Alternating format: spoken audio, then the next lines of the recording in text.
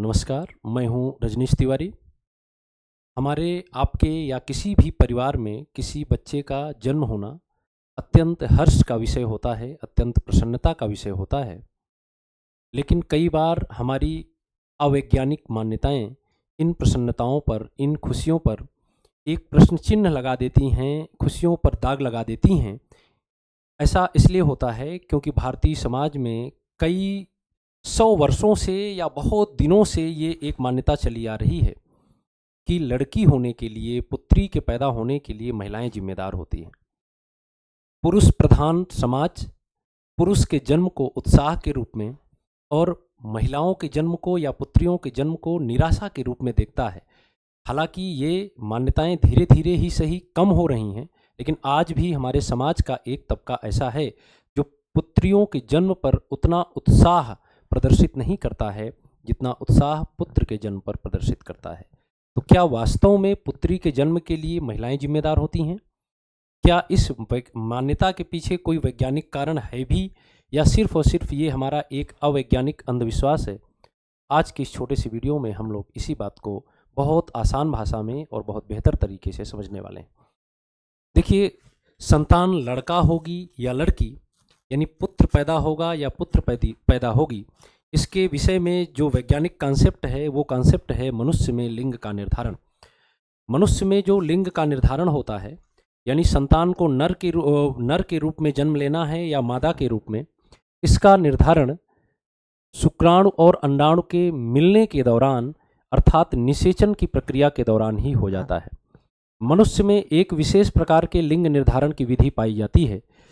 उस विधि को किस नाम से जाना जाता है? उस विधि को XXXY विधि के नाम से जाना जाता है।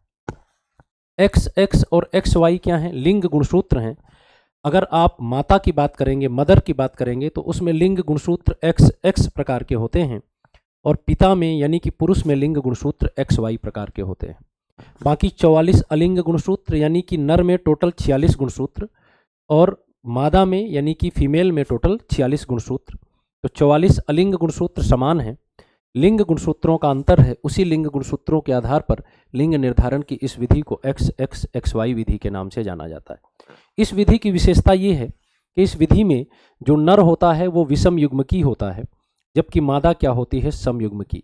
विषम युग्मकी होने का मतलब है कि नर के द्वारा 2 अलग अलग प्रकार के शुक्राणुओं का निर्माण किया जाएगा, जबकि मादा के द्वारा केवल और केवल एक ही प्रकार के अंडाणु का निर्माण होगा।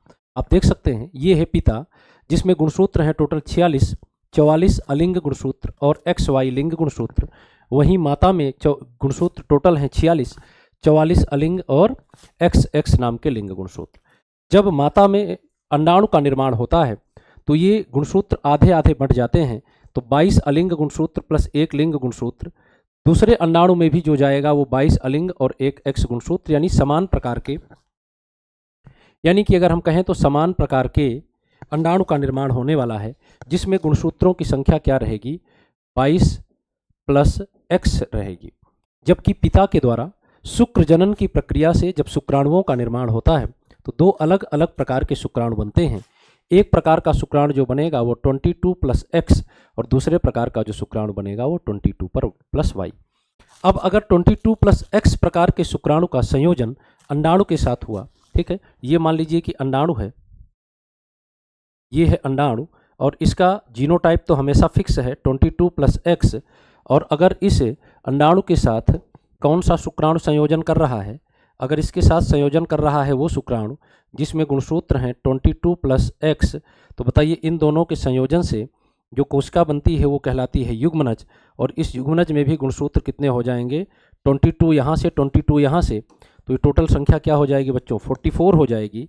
44 प्लस लिंग गुणसूत्र XX, और जब लिंग गुणसूत्र XX होते हैं तो संतान मादा बनती है, यानी पुत्री का निर्माण होगा। ठीक है, तो यहाँ पर अगर 22 प्लस X प्रकार के शुक्राणु का 22 प्लस X प्रकार के अंडाणु से ही संयोजन हुआ तो संतान क्या बनेगी? पुत्री बनेगी। जबकि अगर शुक्राणु कौन सा है? अगर शुक्राणु है 22 प्लस Y प्रकार का, अंडाणु तो एक ही प्रकार का है। कौन से प्रकार का? 22 प्लस X। तो इधर ध्यान दीजिए, अगर ये अंडाणु है हमारे पास 22 प्लस X प्रकार का, इसके साथ अगर संयोजन हुआ किस शुक्राणु का? 22 प्लस Y प्रकार के शुक्राणु का, तो ये है 22 प्लस वाई प्रकार का शुक्राणु। इनके संयोजन से जो कोशिका बनेगी, ठीक है, उसमें जो गुणसूत्र का संयोजन बनेगा 44 प्लस एक्स वाई, और एक्स वाई जब लिंग गुणसूत्र होते हैं तो संतान किसके रूप में विकसित होती है? पुत्र के रूप में विकसित होती है। इसका मतलब कि अगर 22 प्लस वाई शुक्राणु का संयोजन अंडाणु के साथ हुआ तो किसका विकास होगा? पुत्र का विकास होगा। इस पूरे डिस्कशन से एक बात तो आपको समझ में आ रही है, अंडाणु तो एक ही प्रकार के हैं, 22 प्लस एक्स, 22 प्लस एक्स। इसका मतलब पुत्र बनेगा या पुत्री बनेगी, इसका जो निर्धारण हो रहा है वो किसके द्वारा तय हो रहा है? शुक्राणु के द्वारा, स्पर्म के द्वारा इसका निर्धारण हो रहा है। अगर 22 प्लस एक्स प्रकार का स्पर्म शुक्राणु से संयोजन करेगा तो पुत्री, अगर 22 प्लस एक्स प्रकार का शुक्राणु अंडाणु से संयोजन करेगा तो पुत्री, और अगर 22 प्लस वाई प्रकार का शुक्राणु अंडाणु से संयोजन करेगा तो पुत्र का निर्माण होगा। इसका मतलब ये है कि संतान पुत्री बनेगी या पुत्र बनेगा, इसमें अंडाणु का योगदान नहीं है। इसमें योगदान किसका है? शुक्राणु का है कि कौन से शुक्राणु से अंडाणु का संयोजन हो रहा है। इसका मतलब वैज्ञानिक फैक्ट ये है, सत्यता ये है कि पुत्री या पुत्र के जन्म के लिए माता नहीं बल्कि पिता जिम्मेदार होता है। माता नहीं बल्कि पिता जिम्मेदार होता है। तो अगर आपको ये बात समझ में आ गई है तो आप इस वीडियो को अपने रिलेटिव्स, अपने दोस्तों के साथ शेयर करें और अवैज्ञानिक मान्यता को दूर करने में अपना योगदान दें। वैज्ञानिक सोच रखें, एक अच्छे जिम्मेदार नागरिक बनें। Thank you.